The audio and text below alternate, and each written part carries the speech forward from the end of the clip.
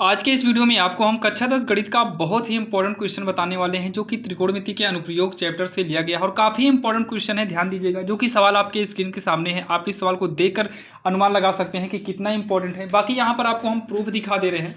यहाँ पर देखिए, ये देखो बुक में जो है यूपी बोर्ड के एग्जाम में ये पूरे 4 नंबर का क्वेश्चन पूछा गया है। तो ध्यान दीजिएगा, जो हम सवाल बताते हैं सभी सवालें इंपॉर्टेंट होती हैं। बस आप ध्यान देना, इसके नियम को सीखने की कोशिश करिएगा, ताकि जैसे यहाँ पर 30 मीटर दिया है, मान लो यहाँ पर 30 के अलावा कोई और मीटर दे दे, 40-45 कर दे, तो आपको दिक्कत ना हो। कोण यहाँ पर 30 अंश बोला है, अगर 60 कर दे फिर भी दिक्कत ना हो। इसलिए आप इसके नियम को सीखिएगा और बिल्कुल आसान तरीके से बताएंगे और कन्फर्म बता रहे हैं कि आपके समझ में आ जाएगा।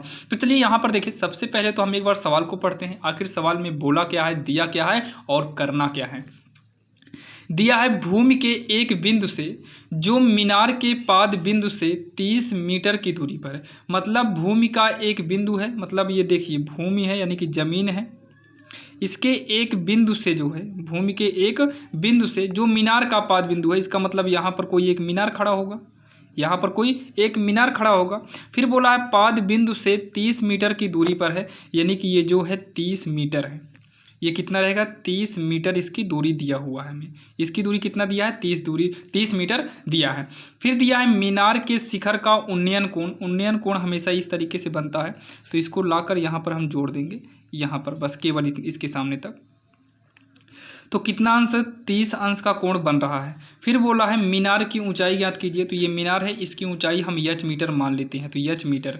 तो यहाँ पर लिखेंगे माना मीनार की ऊंचाई, माना मीनार की ऊंचाई h मीटर है, माना मीनार की ऊंचाई h मीटर है।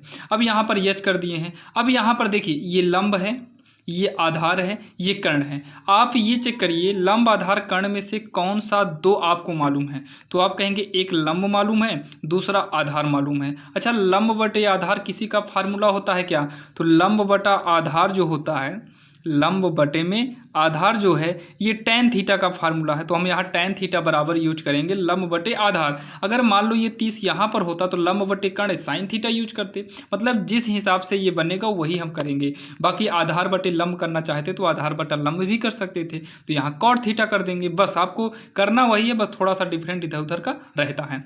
अब यहाँ पर लिखेंगे tan थीटा के स्थान पे कितना है, 30 अंश है। जो अंदर है ये कोणांक है, तो थीटा बराबर कितना है, 30 अंश है। लंब कितना है, तो लंब यहाँ पर h है। आधार कितना है, 30 मीटर है, यानी कि 30 कर देंगे। अब इसको सॉल्व करके h का मान निकाल लेंगे तो हमारी ऊंचाई आ जाएगी। तो tan 30 अंश का जो मान होता है वो 1/√3 होता है। आप लोग शारीरिक को अच्छे से तैयार रखिएगा, क्योंकि ये त्रिकोणमिति और त्रिकोणमिति के अनुप्रयोग दोनों चैप्टर में काम आते हैं। और त्रिकोणमिति के अनुप्रयोग से बोर्ड एग्जाम में 4 या 6 नंबर का हर बार क्वेश्चन उठाया जाता है, ध्यान दीजिएगा। तो tan 30 अंश का मान हो गया 1/√3 हो गया। h बटे में यहाँ पर 30 करेंगे, तिरछा गुणा कर देंगे तो हो जाएगा √3h हो जाएगा। इधर से करेंगे 30 इकन्नम हो जाएगा, 30 हो जाएगा।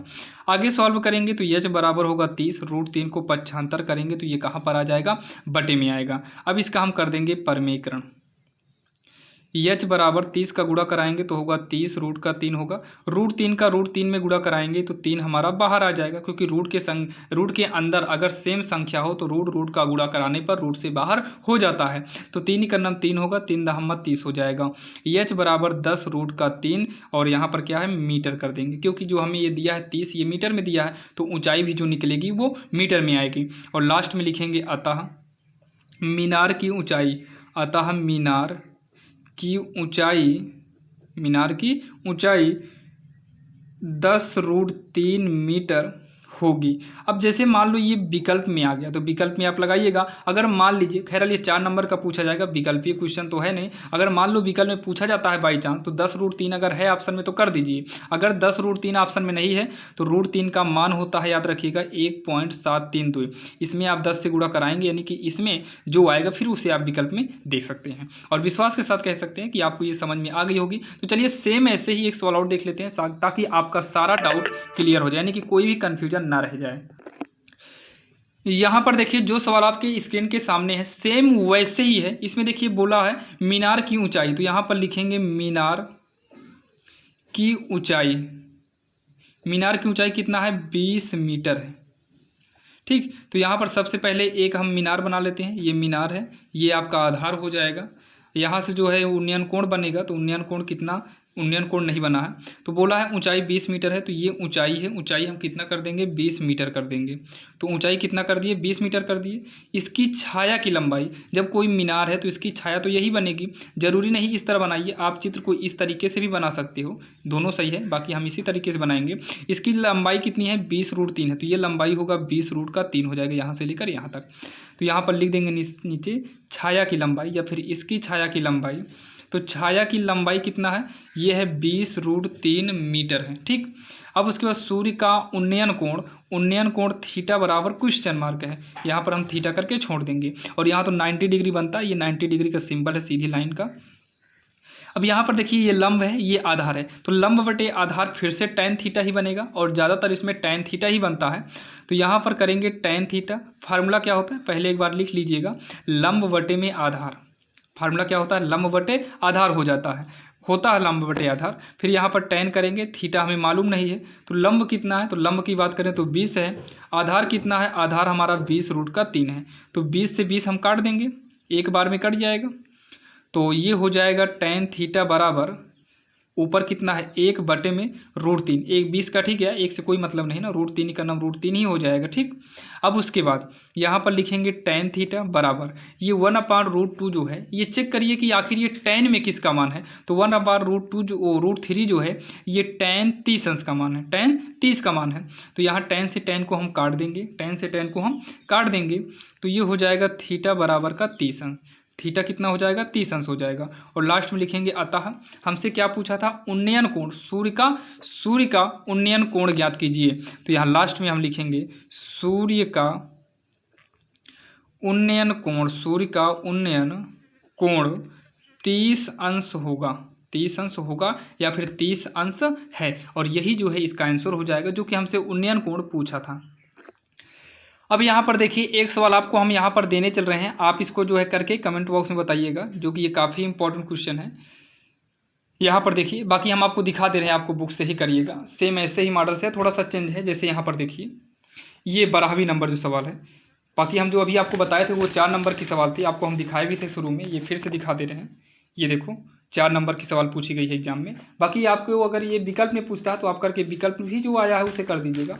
ये देखिए विकल्प ये वाला क्वेश्चन सेम इसी प्रकार से है, एक झंडे पीवी के लट्ठे के पाद से 50 मीटर की दूरी पर है। मान लीजिए कोई ये है, ये 50 मीटर की दूरी बना है, इसमें कितना है 50 मीटर की दूरी है।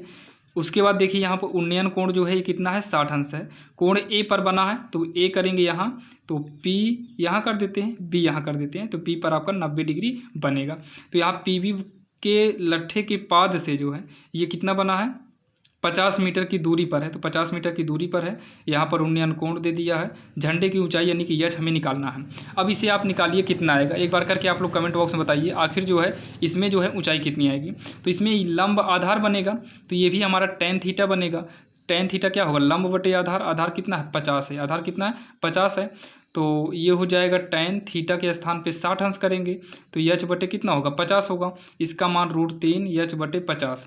तो ये हो जाएगा यच बराबर, तिरछा गुणा कर देंगे तो आएगा 50√3 मीटर आएगा। ठीक, ये आएगा। अच्छा ऑप्शन में ये दिया भी होगा, ये देखो 50√3 मीटर, यही वाला जो है इसका करेक्ट आंसर होगा। बाकी विकल्प में ये पूछता है, काफ़ी इंपॉर्टेंट था, तो हमको लगा ये भी बता दिया जाए।